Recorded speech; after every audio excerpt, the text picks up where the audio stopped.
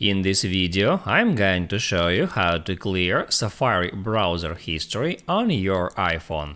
That is quite simple and easy to do, so let's begin. And first, open up Safari web browser, and now here all you have to do to see your browser history is right here, tap at that book icon, and here you can find three different tabs. The first is favorites, the second is reading list, and the last is history.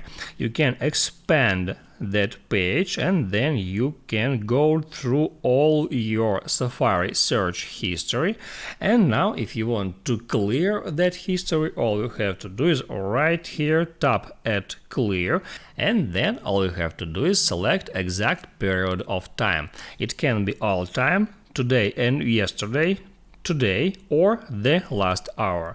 I'll tap at all time to clear all my search history, and then I can hit done and use Safari browser as I normally do. I hope it helps you guys, so don't forget to like and subscribe.